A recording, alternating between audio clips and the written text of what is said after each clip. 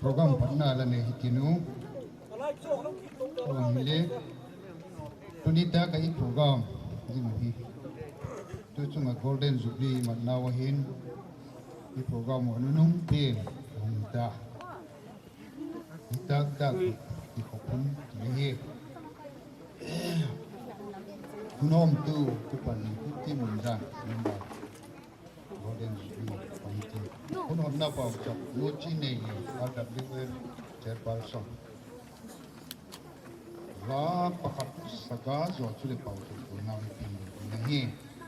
pi ki tu na deu dingin ta program hila ala ki koi pu lagulang te khan pi ki tu na deu dinga pe lon la pau sok gol na nei zo ta go le pagnala sadi jubili kwe so phat tak chu le thugen tu Turen, Dr. Kukam, Paiti, Executive Secretary, Kipat Thugen na, Nungai Kim Kipok, Kim Za. This is today, Golden Jubilee Committee Secretary Le, Kipat Thugen na Hunchom Kat. So phat chu le hun khak na, la pa pau sak na, Benediction, Turen mu nei pau, Moderator RCG. Dia lab hai khana upati islau cha vice moderator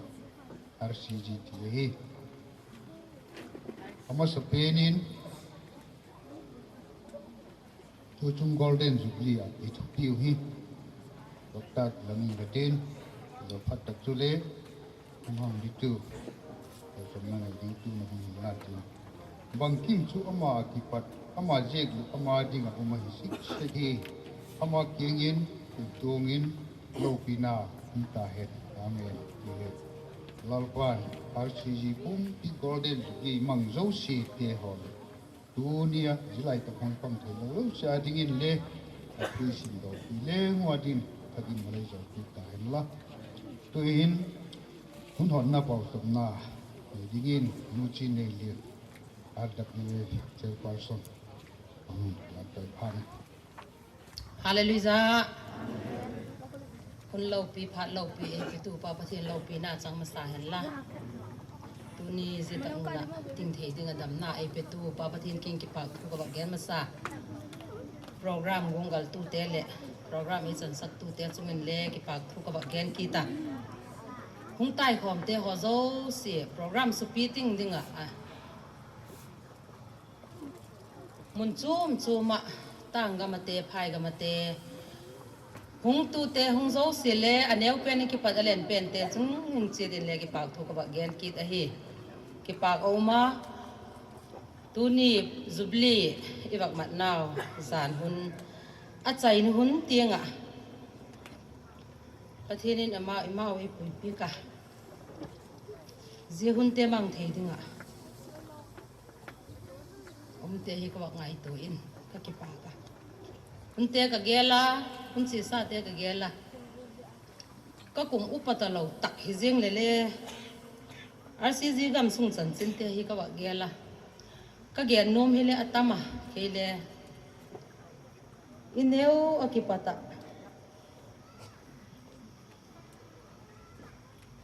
gam sung son sung yu ho to na i hung ki bol na gam i hung thok na gam i tuk na gam te ho hi chan chin ka ba gel sang ni hin kalung hel na le tama thasi na le tama ki pa na le tama tu ni ta una hin zigol hun lo pi tak mai loi patien ni ba san sako kam bat kam ni le ba gen thei kom zikin ka ki pa kin achung che tu le pathian chungin ki pa thu ka ba gen a he i hu ni pa mai umma ma jeng ai ka hotel ke ngin le ka gen na zubili hi mok a hi po ken tu chu hi ate ka khak le ki sa un lang a hi thei da hin ma te chi te di la gup chi ding ai ji hu ni hung ki cha hen lang hi le hap ta ki khule zubili mang ding kai ti lew chunu le zubili hu ni ta lo ding ai kum ki le mang di kai ti lew chunu le hi ta lo ding ai tu kuma zubili mang thia dam na pathin in ap aki le zubili hun chung tung ki tamong ding hi he o tu atai khom te si hin le amulo tamai thei ding I hiu je ka chun idam lai ni I hat lai ni a hin je ni lo pi tak pathin ei mu sak te ho hi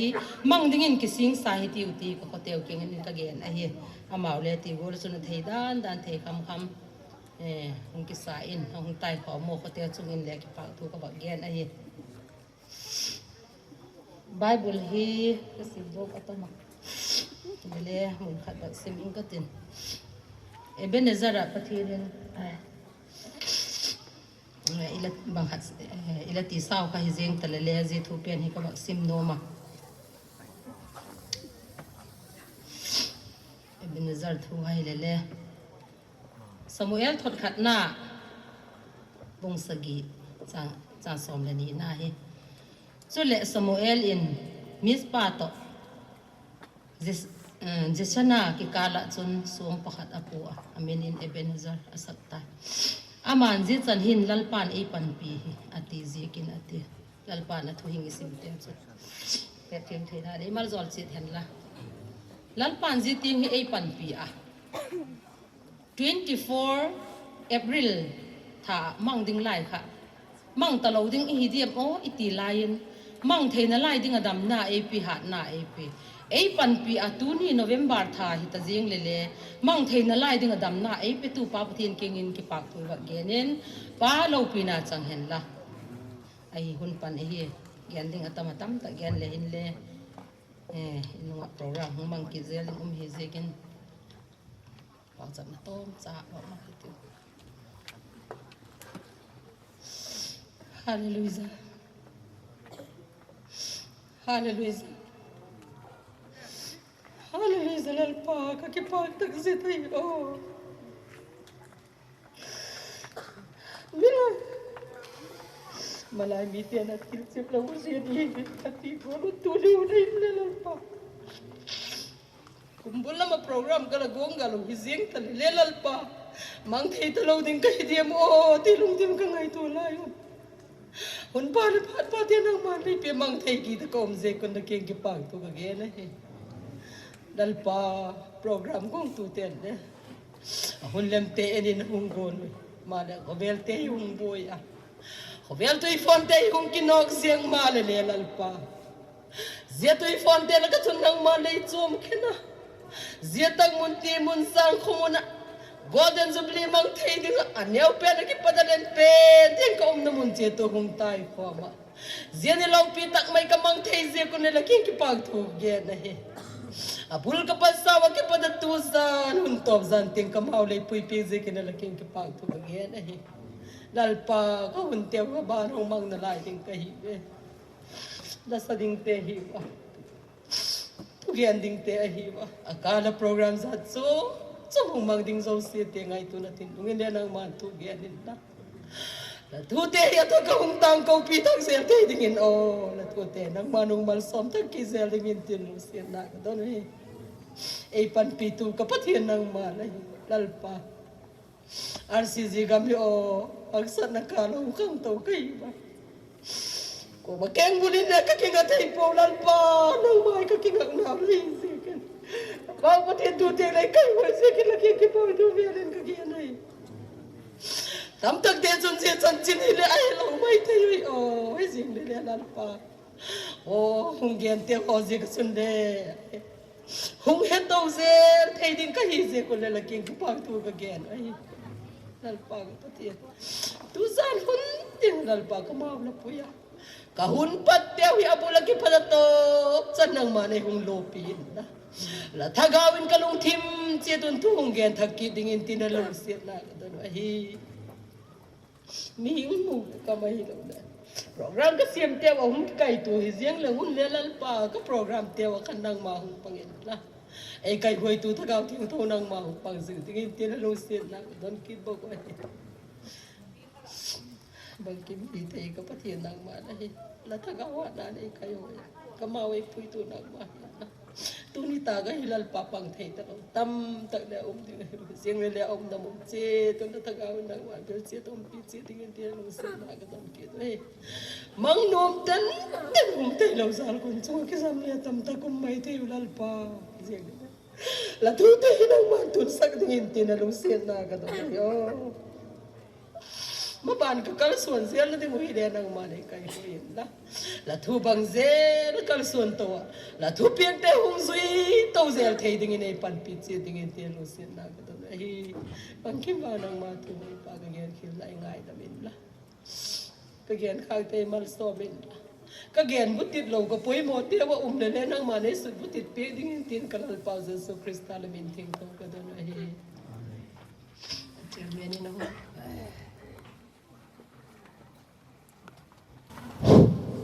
Ele pausa guna le di kun pausa na heading apo mo boleh maile hitam to ni ปากสัปดาห์ที่งาป่วยหมอกว่าปูนอบสิเล Golden Jubilee อิมังตาวา Revival Missionary Boten อากิศก Pastor Rosan ฮีหุงปังโนมาเฮไอละจิกามูฮีดำลงนจีกินอามาฮิเลหุงปังเทปูนอาบิกตะกาเมามิสนารีสกเตะหัวดิ่งเฮตูจานพุ่นเห็นเป่าสับนานว่าเฮทักกิเลวเห็นตีสุเลยสักนิดก็ว่าปุ่นเฮ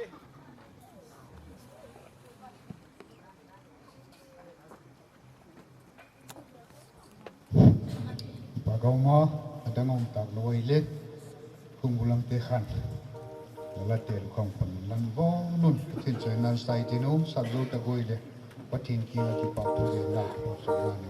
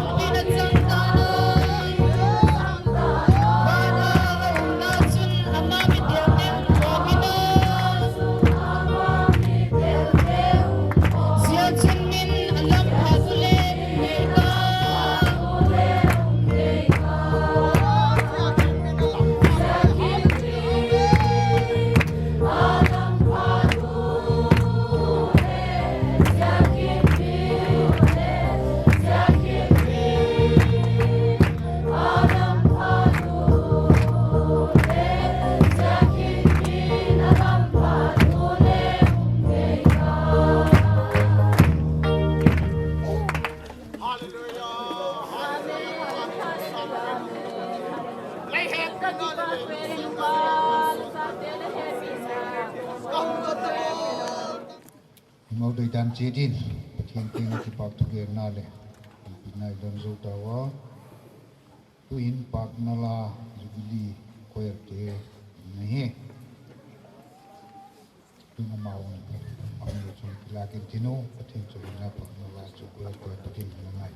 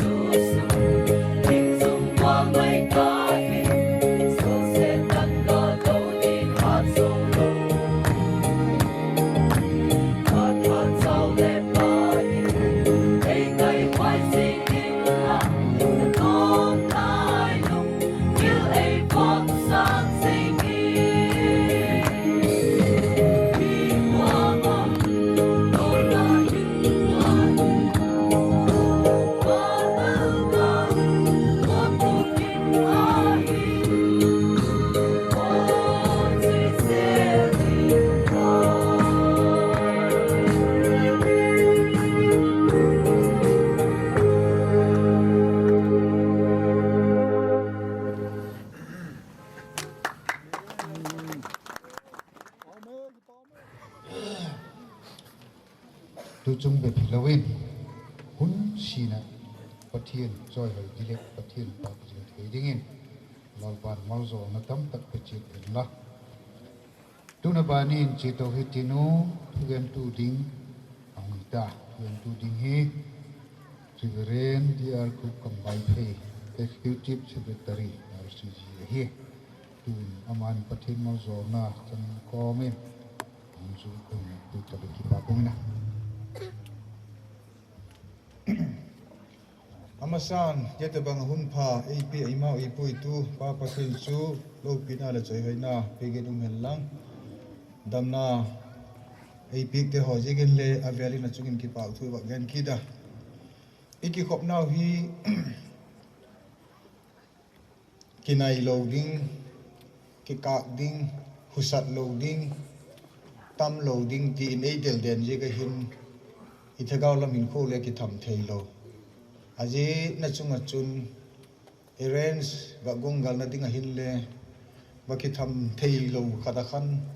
ki free lo khada khan a jigin atam zote hin chu ki kop khom na hi anop zo poi ti igen di hi head side ta ken le ka gena nangol le gen di ka ging cha hijeng le tu chunga hin hoi tagil lungel di di tivin ku macha mona le thi mona in gel ta po hi tivin hiti khati je gol khati gol bakti televen pathin mal som na idon di gola dong lo ba kum som nga zet pathin ei poina chunga ikipa thu gen na hung ta samte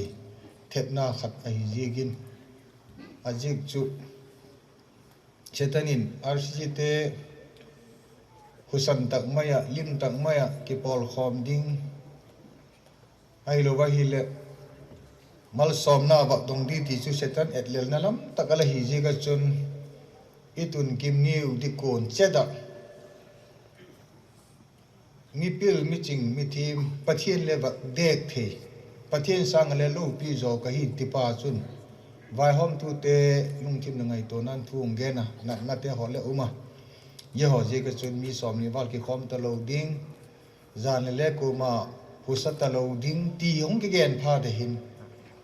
mong zo se hi akithap di gol ki tham lo hi ti lamin ilak lo go hi le chu iki khop khom na hi num lo ta ki khen danin lading hiu ti hi kamu ken le ka nei je ka chun ka nei dan chu ka ki ngai to le ka nei dan chu adik lo hi ti hi kamu do ka mi ngo ding le ka go wa nga ke le ka ki ngo a khat le ka ngo a ai la ke ting venga hi le mel ma pa hin bang bang ting hem hi wa mang cha ikipol khom na me khat yiting ai tung hi a hin government in yani head saknai gen gulo khan government ta chun sa kholami agak pu christian te su gen thine ding bang ma asim chum pu nat najiga ye po da hi jegin azui thei pa chu adam ding hi ti na ala hi jegin iki khop khom na wi ulsan tak maya khong le dak le sound le tium zo lo hi ti hi masa penin hi het diu poi mo ka sa ye dung je chun jo zo se lung thim ngai tu na i bak nei te ho su su manga bang hun hem ka ma thi bang phat hem ka ma thi bang din mun ding ka hi tam ka tun na hi poi tak tung ka hi banga ti le je teng hin tung thei ka hi em ki iki ngai tu zo ko pathian to ki ka li gam la loading ki nai zo ding lam ka hi o hi thil zo ti ti nu la pa te ho chil na kon bola dan le ka gen het mil kha ka hi le golden jubilee committee member te kha iki khenu le ki khop na iki khenu iki chayo hi le meeting wa bol le han pha ka sa e chu meeting call ka bol ti mai in katin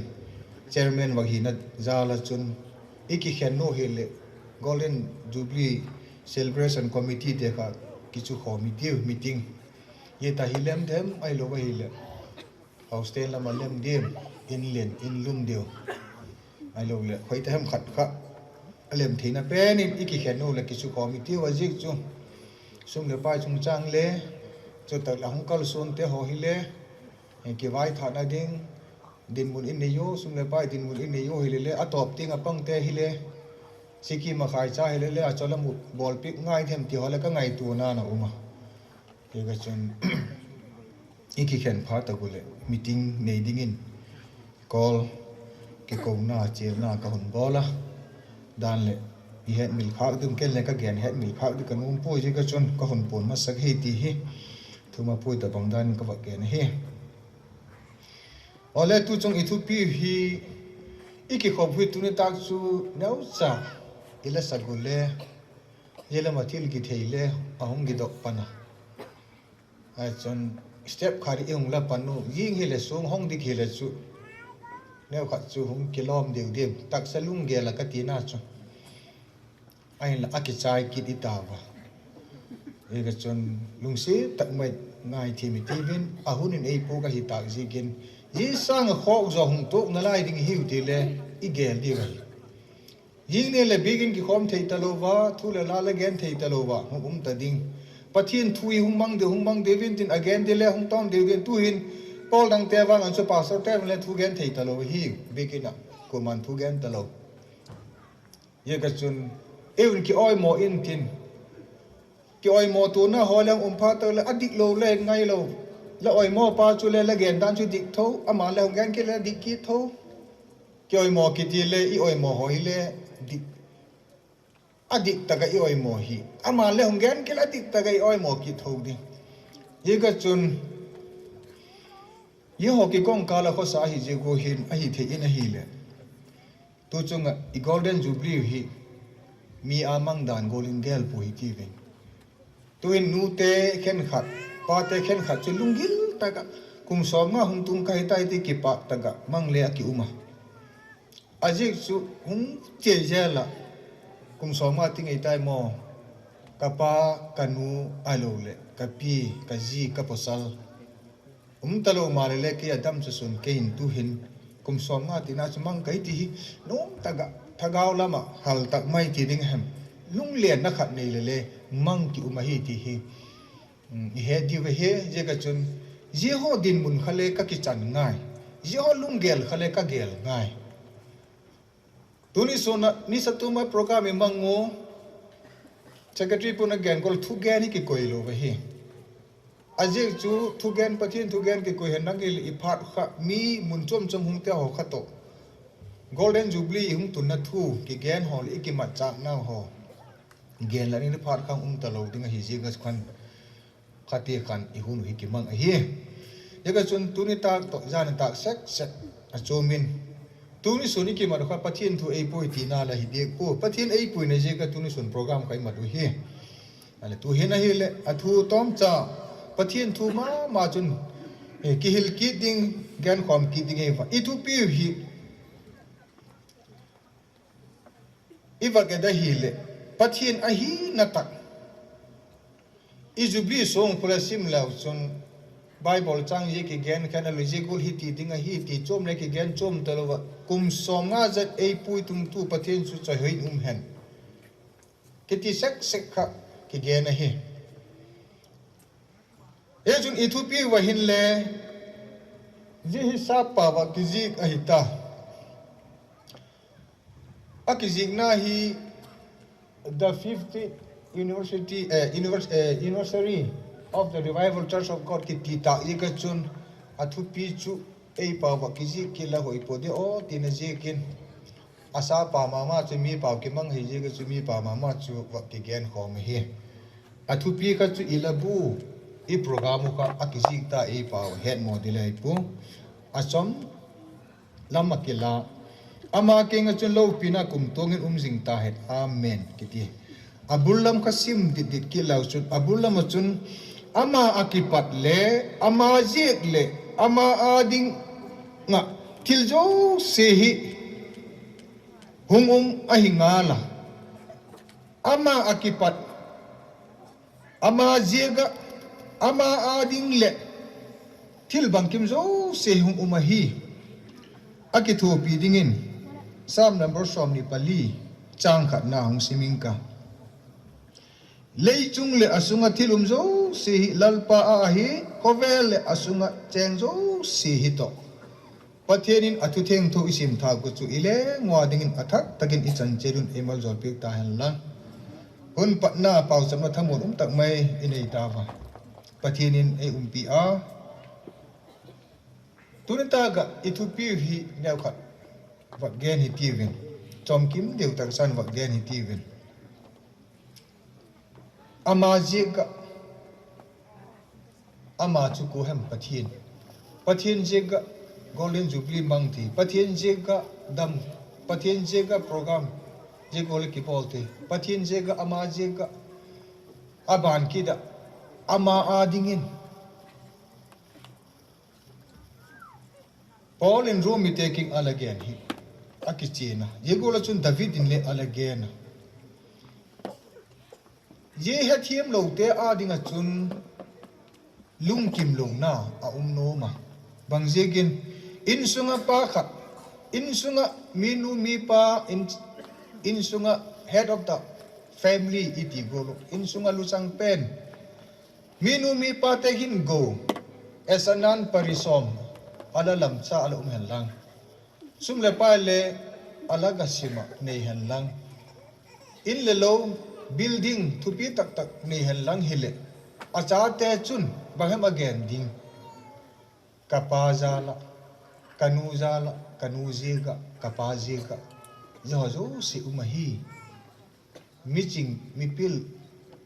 khoya thei te chun again noi chu kapazala kanuzala ka ileji ting hi nom de watya in le lo le ji ko len gam le ji ting kini chapil chaching chun go anu apa go akipa pia ale ju wa ki gen ki telen anei te be pa ding in igen mai thia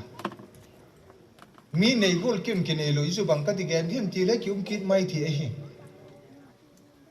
kapan kanun kanel la ing en kola sile sen hoi tak eu ngai tu an nei mo ba ei nek saga le khai chan ei sim saga tu hin mi nei gol nei ta lo ling le lo nei lo in nei lo kun ai lo le building nei zo ta lo ling le gari te nei ta lo ling le kanu adama kapa adama kanu le kapa je ka ke hi che te sem te bol the ka hi ti hi chapil ten lungel anei thiyo jete in sum ki ti him chu boy ngai lo vai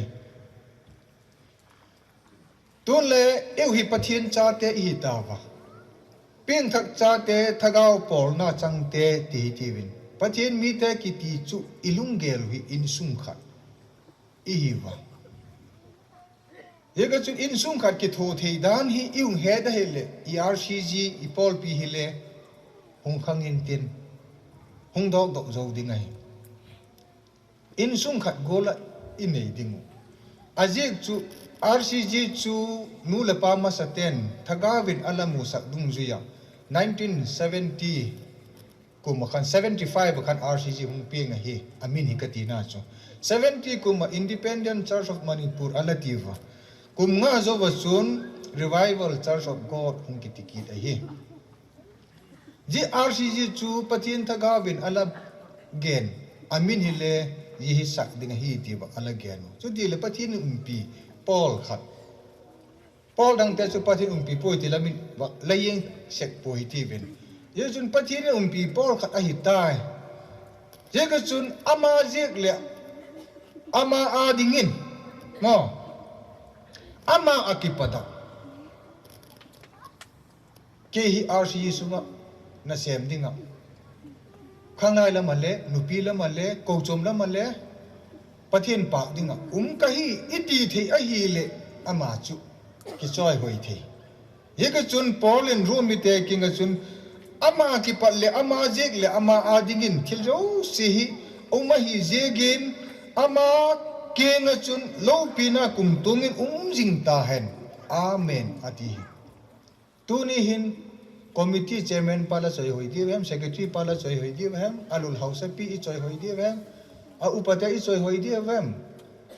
alul chairman pa chung alung oi lo na inei di hem secretary pa chung alung oi lo na inei di hem alul iko house te chung alung oi lo na inei di hem hoi ta gal di ta bin hoi ta gal le hen ei ma chung hong tung tho wa hi pathian cha te